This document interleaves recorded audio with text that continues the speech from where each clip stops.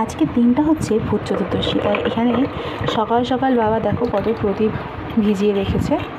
এখানে 14টার বেশি আছে, কারণ অনেক সময় অনেক প্রদীপ থেকে তেল পড়ে, সেই কারণে।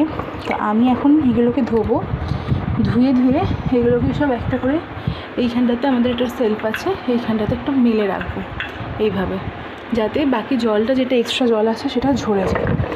আর আমি এখন পুজো দিতে বসেছি, তো এখানটা পুরো পরিষ্কার করে ঠাকুরের জায়গাটা দিয়ে সব কিছু রেডি করবো, আর বিকেলে লাগাবো আলো। যেমন বলা তেমন কাজ। এদিকে বাবা আমাকে ঘুম থেকে দুপুরবেলা উঠিয়ে দিয়েছে, জাস্ট 1 ঘন্টা ঘুমিয়েছিলাম।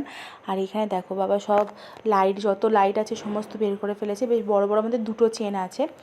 এইখানে না আমাদের বাড়ির ওপরটাতে রুম আছে, কিন্তু সেটা অ্যাসবেস্টাসের, তো ওই কারণে তো ওপরে উঠে লাইট লাগানো যায় না। এখানে বাবা এরমভাবে নিচটাতে তার লাগায় ফার্স্টে, তারপরে এইভাবে দড়ি দিয়ে বেঁধে বেঁধে লাগানো হয়।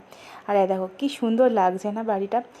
এতদিন মনে হতো যে আমার বাড়িতে কখন লাইট লাগাবো, তো এবার দেখো আজকে থেকে আমার বাড়িতেও লাইট লেগে গেছে সুন্দরভাবে। আমি আর বাবা প্রত্যেক বছর লাগাই এইভাবে। তো এটা একটা আলাদাই আনন্দই। হ্যাঁ দেখো ছোটো বাচ্চারা আজকে থেকেই ফটকা ফাটাতে শুরু করে দিয়েছে।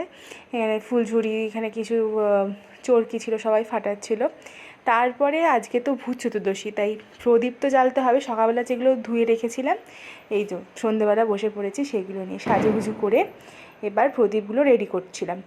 তো এখানে খেয়াল করে নিই, একটা প্রদীপে যেটাতে তেল দিচ্ছি দেখছো পরে, সেই একটা প্রদীপে কিন্তু তেল পুরো লিক করে বেরিয়ে গেছিলো। প্রথমটা খেয়াল করতে পারিনি, ওই জন্যই মা অনেকগুলোই এক্সট্রা প্রদীপ ভিজিয়েছিল।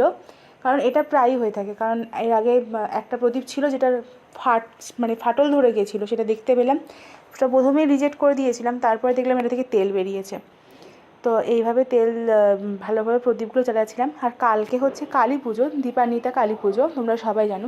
আমার মার বাড়িতে তো জানো তো আবার একটা রিচুয়ালস আছে, এটা হয়তো এখনও পর্যন্ত অনেক বাড়িতেই আছে, যে সেদিনকে অলক্ষ্মী বিদায় করা হয় আর লক্ষ্মী আনা হয়। তো ছোটোবেলায় যখন যে কটা বছর আমি মামার বাড়িতে গেছি, দেখেছি কলা পেটকোর মধ্যে আমার মণিমা বা আমার মাইমা গোবর দিয়ে খুব সুন্দর করে মানে লক্ষ্মী, মানে যেটা অলক্ষ্মী বলা হয়, গোবরের একটা ঠাকুর তৈরি করতো। এবং সেটাকে আমি ভাই সবাই মিলে বাসন বাজিয়ে,